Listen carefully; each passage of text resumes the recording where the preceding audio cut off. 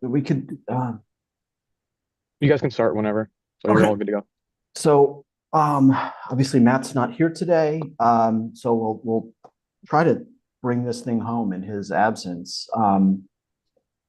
My thought would be just to, so we've gotten comments on Matt's draft from Adam and Bob. Um, and and Matt as well. So my thought would be just let's plow through these and see if we can wrap stuff up if we're in agreement with some of the edits. Does that make sense? Yep, sounds good. Okay. I'm gonna go ahead and share my screen. And I'm gonna you guys are gonna be more tied into the substance of what's going on here. So I'm just gonna kind of lead the review and take notes based on your input. But yeah, happy to see what we can figure out. Um, so we're working on the draft that I believe Adam had sent, and then Bob, you basically marked up over top of Adam's. Okay. Yep. So I'm just gonna go to the comments, and we'll ask you guys to sort of summarize what you want to do here, and then we will make some decisions. So we're on the recommendation relative to the code advisory committee. Um, and Adam, you're suggesting, actually, you want to summarize what your thought is here? Yeah, that the building code and standards committee doesn't engage in the development of policy in the same way that it seems like this proposal would be imagining for the code advisory committee.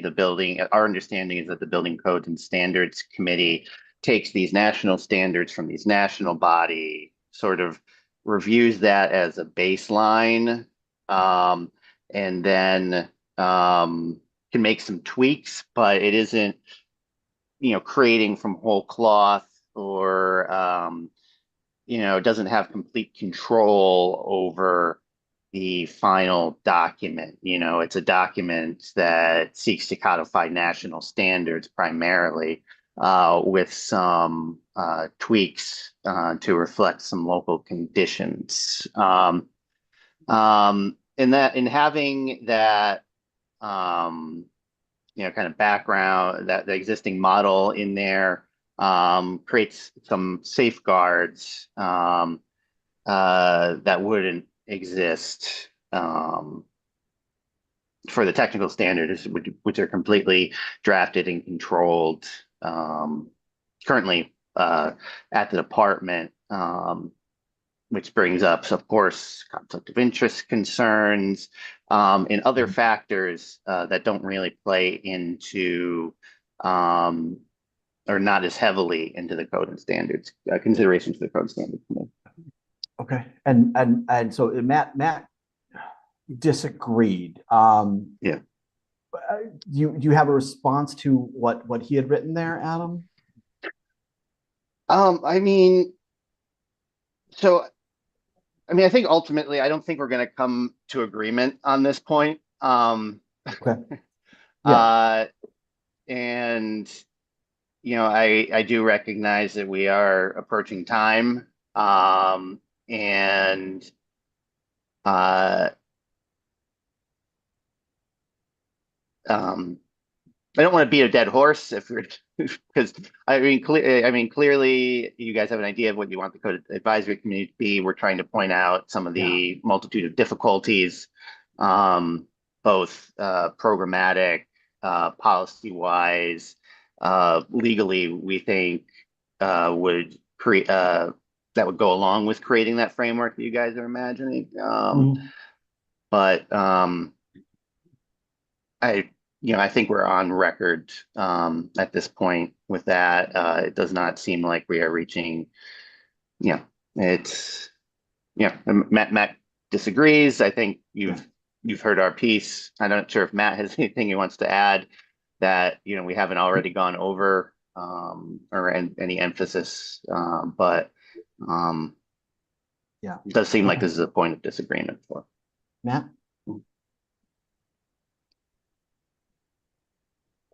Oh, I don't know if you, okay, you're attempting to unmute. He's You adjusting his disappeared, camera or something. Yeah, disappeared yeah, entirely. Yeah. fading back and forth. While he does that, I'll Oh, give yeah. you my Go two ahead, Bob. cents if you don't Yeah. mind. So yeah, one of the things, and you'll see throughout my comments, I think I was trying to temper some of the stuff that maybe Matt had articulated in some of his verbiage. Mhm. And Yeah. we don't want it to come across as, you guys are doing a terrible job, or Yeah, we're it looking at is. ways to improve it. And I think some of the language was maybe a little bit harsh towards DPH, and that's not, Yeah. and from my perspective, not our intention. Um, Mhm. I do think we Yeah, can, yeah. and your Appreciate point that, is Bob. valid that there is a national standard that we work from for codes and standards on the building code, and that it is amended to deal with, Connecticut specific kinds of issues.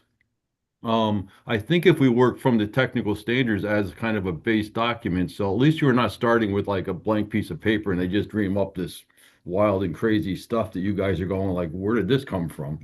That would at least be a starting point. But I think it's important that we have a good cross section of people on the committee, if this were to be established, so that there are some checks and balances, that there are people from, all avenues or all sides of any discussion, so that we have good quality revisions if they're made. And if they don't need to be remade, then they just kind of remain the same.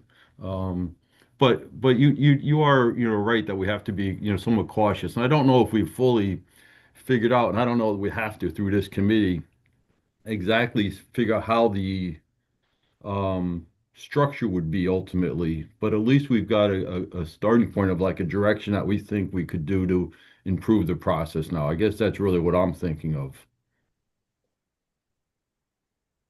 Okay. Go ahead, Matt. Yeah, sorry guys. Again, the way my camera's set up, it's tough to get the audio on and off. Anyway, so obviously I'm in agreement with Adam on this. One thing I will say, over my years, is it really the participation level has been really bad, and I think that everyone's interpreting that part of it as Uh-huh. being, not having a voice and things like that. And historically, and this was even before my time, there used to be a lot more debates and more lively discussions in code advisory committee, and I would like to bring that back. Yeah. During the meetings, that's something that used to be that way, and then it's sort of evolved into more um, just stating things and not really some really lively discussions and things like that. So I'd like to bring that back, and I think people would be pleasantly surprised, with or pleased, I should say, with that, if we can incorporate something that again increases participation. People feel like they have a voice because we have these discussions, and and what's nice now is what they didn't have in the past is we have these digital things where we can post comments, and then we can comment on other people's comments and then bring those to the meeting. And those are things that didn't happen in the past that we can do. But again, I really think it's just because of the level of participation has been so poor that it seems as though people aren't getting their voices heard. And I'd like to change that. And I think we could easily do that by just um, being more mindful of that participation. Okay. So I'm Thank you, typing Matt. in potential. I don't know if I'm reconciling this or just adding suggestions, but the thought is I'm incorporating Bob's language about the using the technical standards as a basis, as well as expanding participation in the committee to encourage a more active dialogue. I don't know if that helps at all, but I'm trying to kind of Yeah, reconcile some of the positions here. I just I, I'm not sure that just putting it in statute solves the participation problem. No, Um, no, of course not. yeah, But yeah, yeah. because and it may create some other issues. Mhm. For instance, if we can't meet a quorum, when it's in statute, that means you can't pass technical standard. And I know I've been in state government long enough. There are some wonderful boards that see great participation, are very professional, do wonderful things. But Mhm. there are some other, established bodies that, it's hard to even find appointees for. As well, never mind, getting everyone active and involved. So, there's a wide range of, participation Sure. that we see. Throughout state government. So, but yeah, I would definitely encourage everyone to participate more in the opportunities provided by the Code Advisory Committee. Okay. Okay. Any other thoughts right here? Or do we want to move on to the next one? No. Okay. I think Moving we on. can move on. I don't, like Adam said, I don't know if we're gonna get 100% Yeah. agreement on No, this no, one, and but- I think Yeah. not. Yeah, and again, Yep. and let's to be clear, this is a subcommittee level recommendation to a larger committee, which is also just Mhm. making recommendations. We're not writing laws yet. So, Right. anyway, okay. Yeah. All right. I am noticing, I think I had some changes and track changes that were coming up, but That are just not? for reference. All right, hang on. Yeah. I've turned on all markup, so I'm not. Okay. all I'm Okay, maybe seeing- those got incorporated into the document Yeah, it's after Matt possible. It's just saw it. yeah. Okay. Okay. Um, All right, so we're on the next page. Still a part of that Mhm. recommendation about the Code Advisory Committee. You have thought about the lack of transparency. Yeah. Bob, I don't know if we need that. I mean, because we've already sort of addressed some of those comments in a previous paragraph. Mhm. Bob, I don't know. What do you think? Yeah. All right. So yeah. what do you think about Bob's language here? So we have I'm sorry, I'm just rereading again. I reread it earlier, but I'm So the rereading proposed again. committee would implement a formal structure to review the current technical standards and any proposed changes to the standards with regular review cycles and increased communication and coordination between stakeholders and DPH staff. I mean, I think we've said that earlier and in other parts here, I but feel like we if you did guys want also. to I don't know. include that, that's probably preferable language. What do you think? Do you think it's necessary to repeat this here? I don't know necessarily. I would just, concern, Adam's, comment that, that there's a lack of transparency. And I was just trying to Yeah. clear that up, that's not necessarily what we're saying. We just need Yeah. to, I was Yeah, I trying would say to soften yeah, the language, I think, that maybe Matt had added at one point. yeah. If it's redundant, it doesn't have to be done, but Yeah. if it's not somewhere Okay. else. Yeah. No, I think we can replace transparent with just increased communication efforts. Can I just add Go ahead. one thing? Not necessarily just a sort of a global answer to the whole code advisory. So you guys understand too, is there if there's no changes needed, then there were years that we didn't do anything. And Sure. where do those come to fruition? They come to fruition from members. They bring up things that need changes, or internally we see things. So just so you know, if it seemed like, yes, there wasn't regular cycles, it's just because perhaps there just was no need Yeah. for changes. Well, so just keep that in mind. Yeah. I mean, but regular, like I would, personally, I would consider we met, kind of agreed that no major changes are necessary and moved on. But that's a review. I think true. that's, That could happen. We could do that. That's not what normally would happen, but that could be a thing just to make it a more transparent, I guess, because then we know that indeed there were no topics, and that's why we're not meeting, not because we're just off with other distractions. Gotcha. To quote the great philosophers in the band Rush, if you choose not to decide, you still have made a choice. I like it. Okay, so we'll move on to the next one. So despite these concerns, the subcommittee believes that by holding all meetings of the public and maintaining the current opportunities for public comment, Adam, yeah, so you're right. So they already are, but I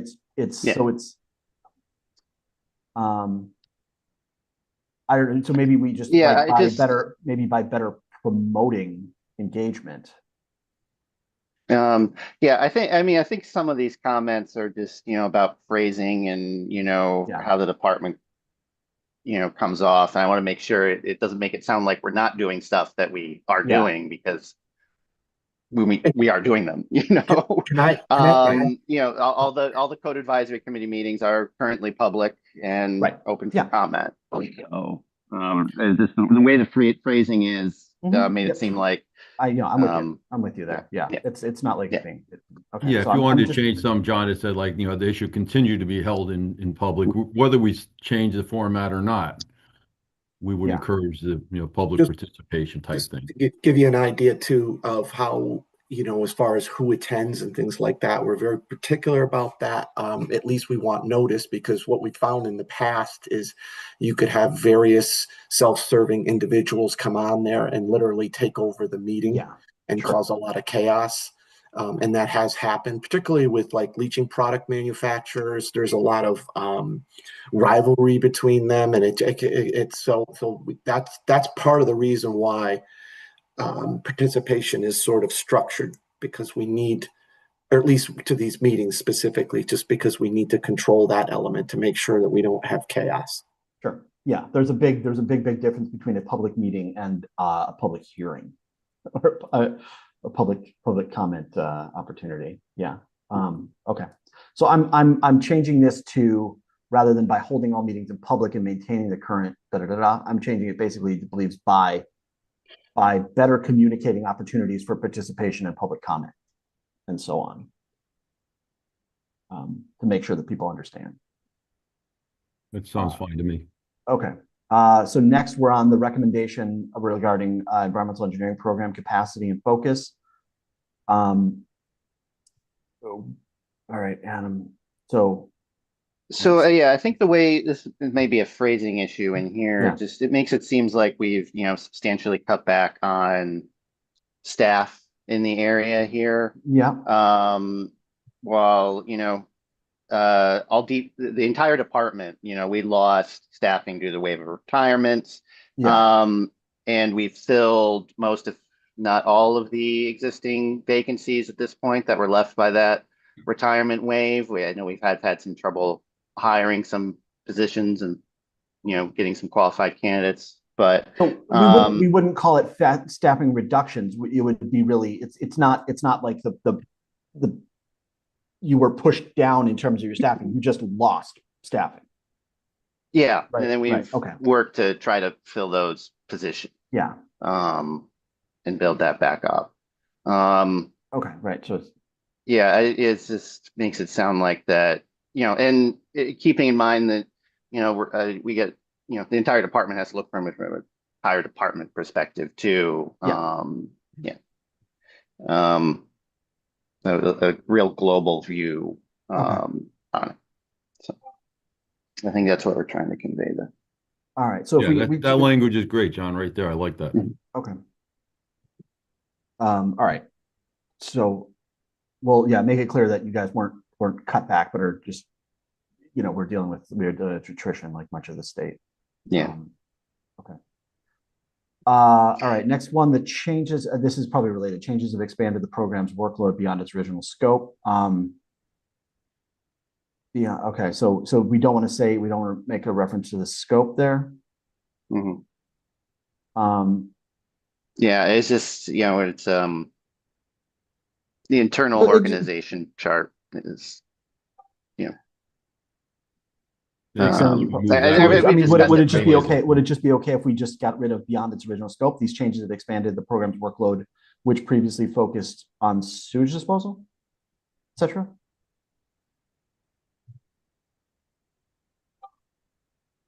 That may improve it.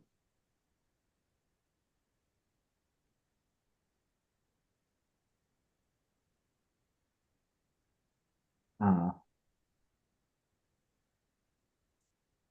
let's. So okay, well, if I change this, so as the scope, no, so it would be as the responsibility of agencies for program management continues to evolve, rather than as the scope for of agencies and programs. Just that's a minor tweak, but I think that gets a little bit better of what we're talking about.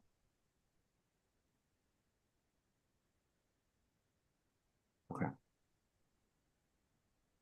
All right, the recommendation to help environmental another program focus on maintaining Yeah, core this kind responsibility. of just, you know, sort of repeats what we've talked at previous meetings and about the Well, okay, so but you're concerned that yeah, this is yeah. you really aren't in the business of saying what you should and should not be in charge of. That's because that's not your call necessarily, right? Is that Yeah, and it's putting together legislative recommendations. yeah? I think Bob's You're phrasing here, Bob. Is that all right? Bob's is Yeah, I think this goes back to, I think maybe Miriam brought this up several meetings yeah. ago, where we don't want to be micromanaging how DPH is structured. It's not our responsibility. That's what you guys do internally, how you structure, whether it's done in environmental, I forget what this group is called that you're in charge of, Matt. I'm sorry. Environmental engineering. DEP. Yeah. Yeah. Whether that group, whether it's a standalone group, whether you separate parts to different responsibilities, but just that we realize the importance of wastewater treatment and disposal, and we Okay. need a Yeah. dedicated staffing to take care of that issue. That's all. Okay, so yeah, so I'm How they do adopting it Bob. internally is not our responsibility to figure out. So I'm That's adopting really your what I was language thinking. here. The committee believes that DPH oversight is important, and appropriate staffing should be assigned to this key area. And then I'm getting rid of the original sentence there and say basically this more focused approach would allow the program to gradually expand. Yeah. Okay. All right. So now we're on 3, education and training. Adam, your thought here, could we specify who the curriculum is for? All right. So Yeah, that was just a general Bob's addition. discussion. Yeah. Or is that too extensive for Bob here?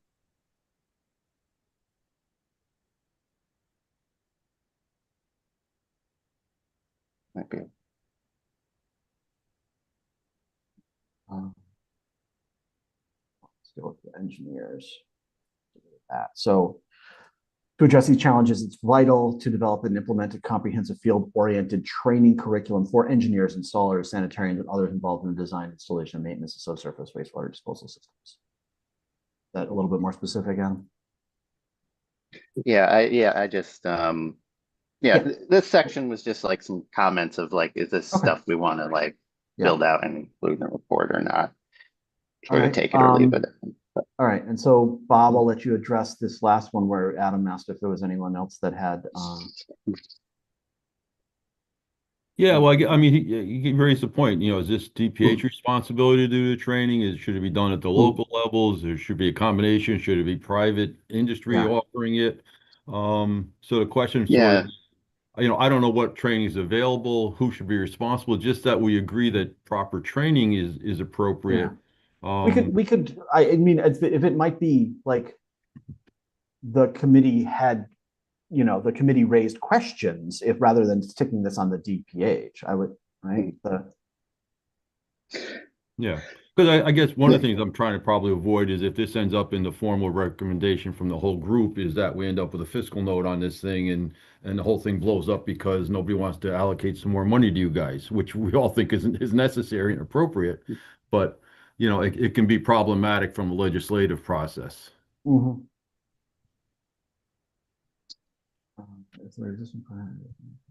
But I think we can all agree and recognize that training is important, whether it's the design, whether it's the installation, whether it's the maintenance of systems, the tracking of failures, all those kinds of things are important. And it's just how do we do that? I don't know that we've come to a solution or an agreement exactly how that should happen. And I'm not sure we have to come to that conclusion yet. Okay. So I'm going to add this just as a sort of additional recommendation to, Matt, go ahead.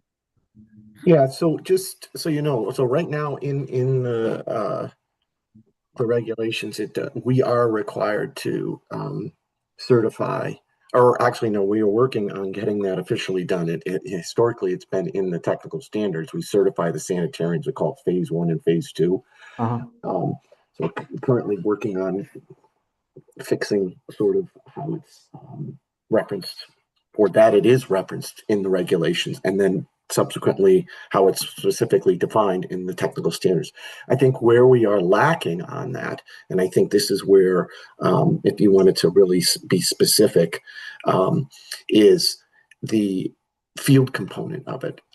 So we can do classroom trainings and all that, but I think the field component is the thing that it's very difficult for us to do. And I had written something up and I still haven't gotten approval to release that to the committee, but I kind of broke it down in a couple of things that I think it should go to. And one was this thing called the soils training workshop that we would do. And that would encompass like how to do soil testing. And then the other aspect was this facility that was located up in Ellington that would allow people to get properly trained on how to do like inspections, and they would physically work on components. But that's really, I would think that's the part that could be improved, is that aspect of the training for these individuals. Field component training is really the main focus. Right, comprehensive field oriented. Okay, yeah. So so I'll mention that twice in this paragraph. Perfect. All right, cool. And all right, so we're now on recommendation 4, timelines and consistency. Similar irregularities. Adam, go ahead. Yeah, so I think it's very important in this section to recognize that there's a wide variety of sewage requests of difficulty of review in here, and a wide variety in the quality of the reports that we receive. And some of these require some substantial research. I know I had a constituent inquiry recently that Matt's had to like go out to a town and do a records check on sewage tanks and near a lake cottage. So just some of these some of these are going to be easy and some of them are going to be uniform, but some of them are going to be very, very complicated to even get, comments and feedback in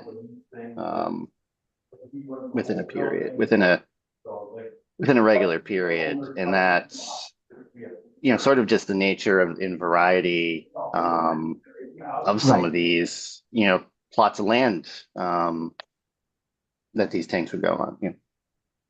Okay. Yeah. So, all right. So I'm adding a little depth here to basically say, so I don't know, similar irregularities. I don't know if that's the right phrasing, but I would say some of which phrasing, I would say some of which can be understood as challenges created by the wide variety of application details and quality of submission. Yeah. So I don't love the phrase similar irregularities, but I don't know. I don't know if we've got some thoughts there, but I'm trying to add a little color. Yeah, I think we're in agreement with that whole process, and we're trying to simplify it. And if there's best practices being used in certain locales, if there's standardization of applications and information that should be compiled in it, that's kind of where I was getting is it may not just be a single application, it could be multiple applications depending on what issue we're dealing with.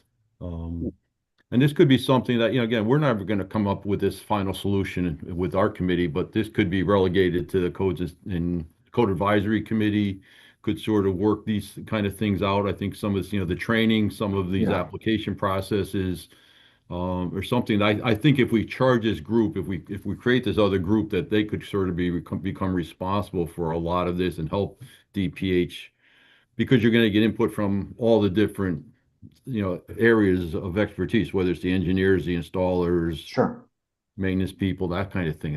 That's what I'm envisioning. I don't know how we articulate that in the language, John. I'm just sort of rambling, but you understand the concept. I gotcha. Okay. All right. So I've changed that. Go ahead. Okay. Yeah. No, sorry. Continue. I was already moving on to the next comment. Yeah. Let's do it.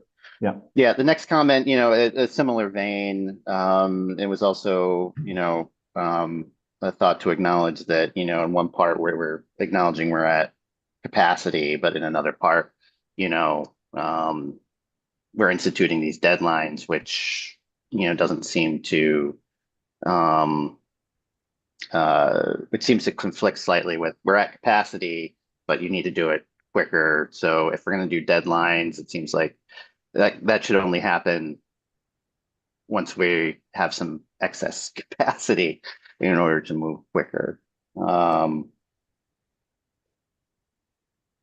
Okay. So how would we? Yeah.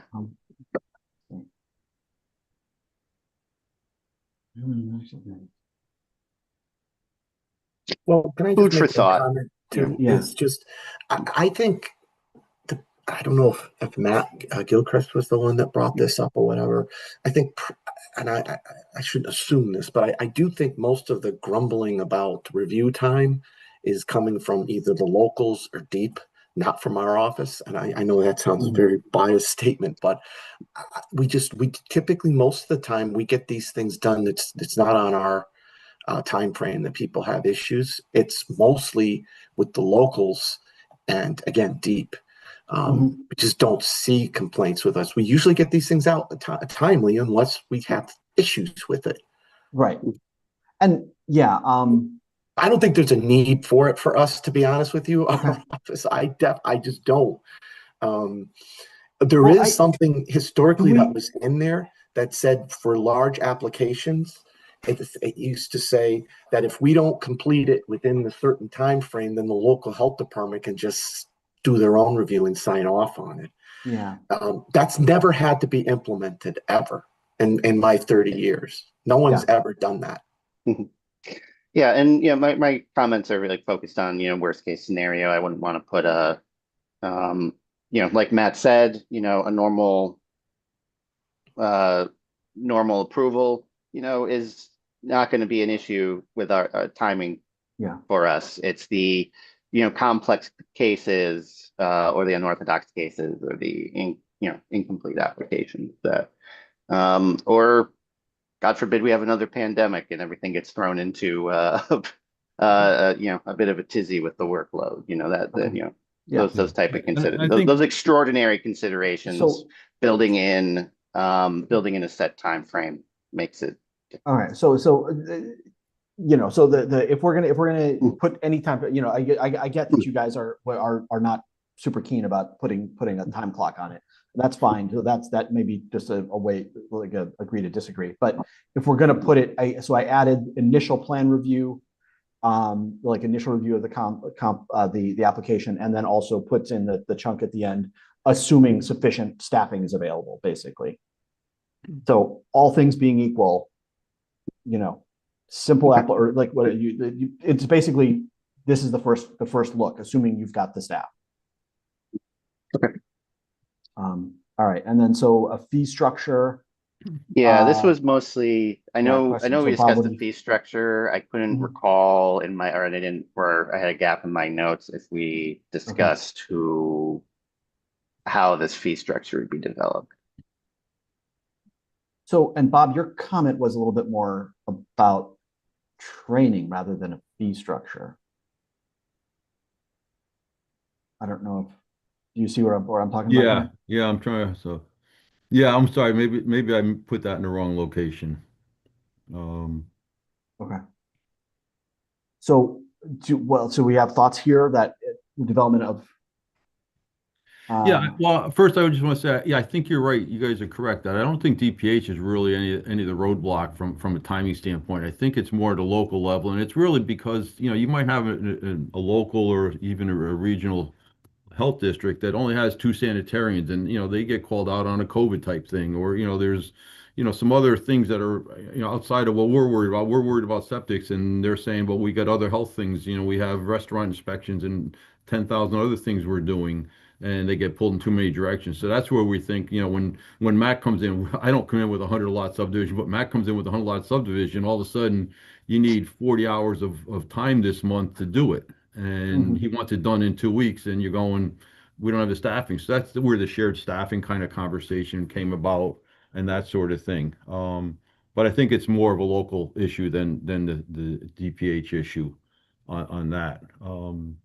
The fee structure, I think Matt's point has always been for a slightly additional fee if we could expedite it, and that's partly is like how do you share staff if it's Yeah. you got different departments and different organizations, and how do people reimburse one another? I don't know the logistics of how that would work out, to be honest with you. And I Yeah, remember that- there being some discussion with, in here about, one health district might charge one thing, one other health district might charge another. And that's up to like the governing bodies and Yeah. stuff. And if we wanted to uniform that, but I didn't recall any discussion of how that And the whole thing would be fee voluntary on the developed. part of the applicant. If Matt wants to pay the extra fee and one health district says, I'm going to charge you $100 and the other guy says, I'm going to charge you 10,000, Matt gets to decide, well, I'll just wait for the regular process because I don't want to spend $10,000 on it. But if for $100 and I can get it done next week, yeah, I'll pay $100 and let's get this thing done. Mhm. So.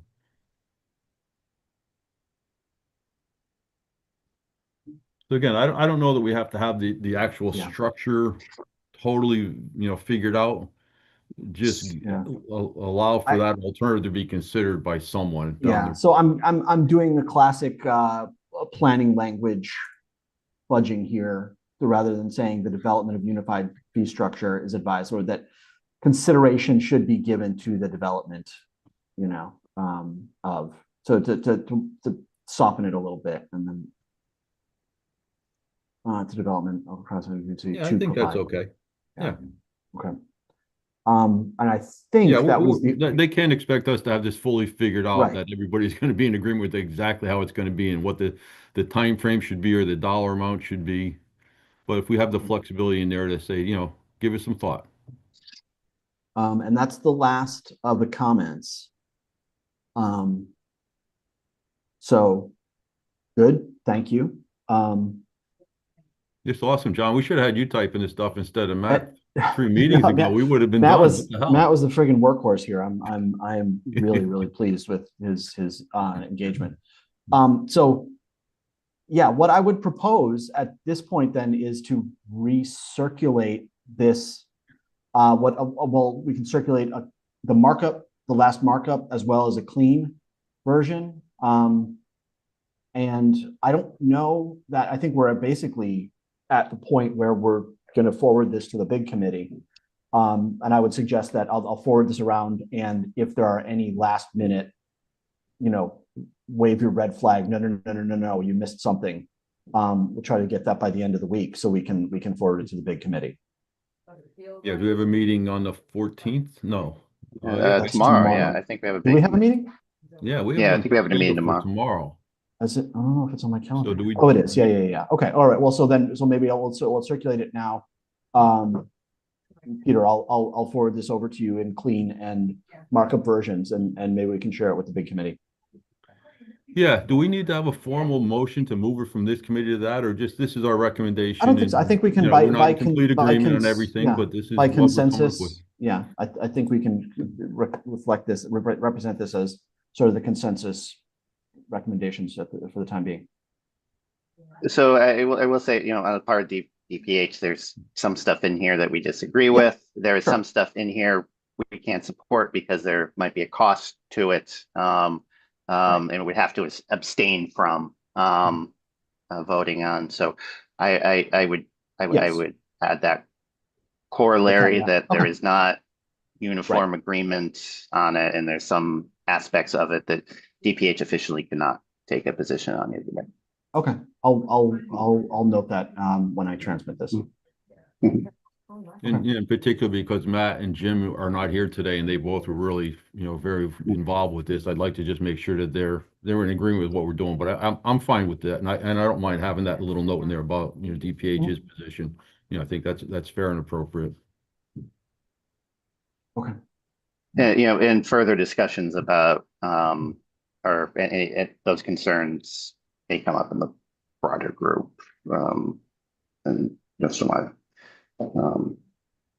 taking you guys by surprise. when we Yeah. discuss this. No, section. no, that's perfect. I think that's great. And before we wrap up this subcommittee, I just want to say thank you, guys. It's really been an eye-opening thing for me to really understand better Yeah, how man. TPH functions and this whole process. So I appreciate you guys taking all this time. I know it's taking a lot of time out of your work. There's probably a lot of files that aren't getting done because you're spending all your time doing this.